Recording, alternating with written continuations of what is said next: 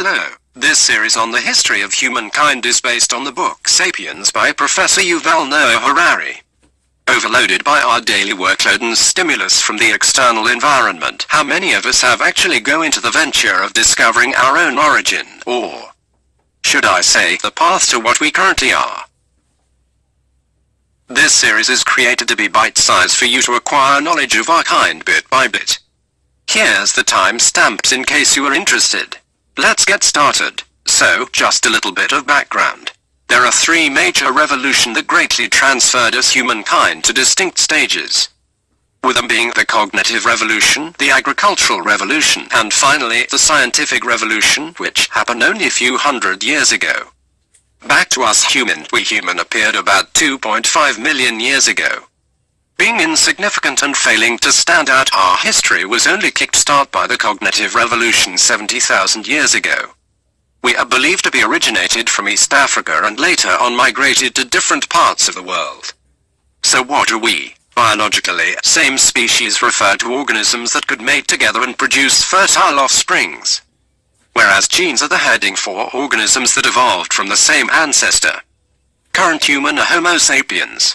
Homo means human, while nowadays one of our closest relatives is chimpanzees. Like it or not, we are members of a large and particularly noisy family called the Great Apes. While sapiens, as we proudly refer ourselves, means wise. However, are we the only ones of our kind, or do we once belong to a massive family? Thanks to the hard work of archaeologists, our brothers and sisters are saved from oblivion. There were those in Europe and Western Asia evolved into Homo neanderthalensis, which bears the meaning of man from the Neander Valley. There were also the Homo erectus, which once existed in Eastern Asia and survived for close to 2 million years. Frankly, they could be more durable than us. We aren't even sure if we still exist after 1,000 years. In a nutshell, from about 2 million years ago until around 10,000 years ago, the world was home to several human species. We do have something in common. However, the big brain, with mammals weighing 60 kilograms, have an average brain size of 200 cubic centimeters. The earliest men and women, 2.5 million years ago, had brains of about 600 cubic centimeters. The massive brain made up 2 to 3% of our body weight, and it drained 25% of our rest time energy. Speaking of the brain, such huge brain lead to us spending more time in search of food, and the muscle structure also have to alter in favor of the large brain. While processing the unconventional style of standing upright, we gain backaches and stiff necks, since walking on all four could much better suit the gravitational environment of the Earth. Our ascension to the top of the hierarchy has to be a thinking ability, what leads to the leap on cognitive ability. However, we are not sure. One thing for sure, though, is that we were like molten glass when we are born, as mentioned by Yuval Noah Harari. Humans can be taught many skills and we form tribes. As women and children needs the support of tribe, we also became sophisticated in socializing. Yet we are still inferior. Even tribes were formed, with early stone tools found to be used for cracking open bones for marrow. Since we feasted from the leftovers of carnivores, of which mainly are bones of other animals.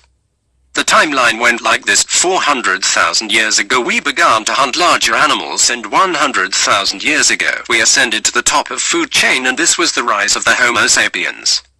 This jump was too quick that even us human failed to adjust. This leap has something to do with the domestication of fire.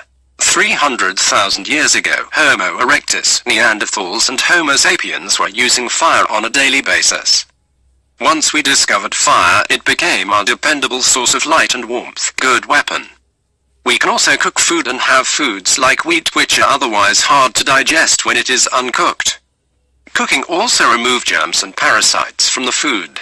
This as well lead to our shortened intestinal tracts and increased brain growth. Being the inferior creature for millions of years, we had loads of fears and anxieties over our position on top of food chain, which makes this doubly cruel and dangerous. Many historical calamities, from deadly wars to ecological catastrophes, have resulted from this over-hasty jump. 150,000 years ago, East Africa was populated by sapiens that looked just like us. Eventually, 70,000 years ago, sapiens from East Africa spread into the Arabian Peninsula, in which most part already contained human. This is when the two theories come in play. The interbreeding theory, which in summary was that Homo sapiens spread around the world, breed with other human species until the two species emerged. The opposing view is the replacement theory, in which different human species have different anatomy, habit, and thus have little interest in each other. As other species died out or completely killed off, the genes died together. In this point of view, we all originated from Africa and are pure sapiens. Being commonly agreed by scientists, the common wisdom replacement theory ended in 2010. As the Neanderthal genome was published, it turns out that 1 to 4% of unique human genes are identical to that of the Neanderthals. Several months later, it was also found that up to 6% of the unique human DNA of modern Melanesians and Aboriginal Australians is Denisovan DNA. So, it turns out that we sapiens could at one time have sex with an animal from a different species and produce children together. Why though did they disappear, leaving only a few genes? There are several possibilities. It could be us who drove them out of existence, since we had better ability on gathering resources, social skills, technology, etc., while other human species are less resourceful and eventually died out. It could also be the fact that they were too different for Homo sapiens to tolerate, and so we killed them all. Either way, they leave us some interesting questions to ponder over. How would the political landscape be different from that of today if there are multiple species of human? How would religion be affected? What we are most interested in, however, is the secret of human success, the way that we battled other human species that are stronger than us, etc. And the most probable answer is our unique language.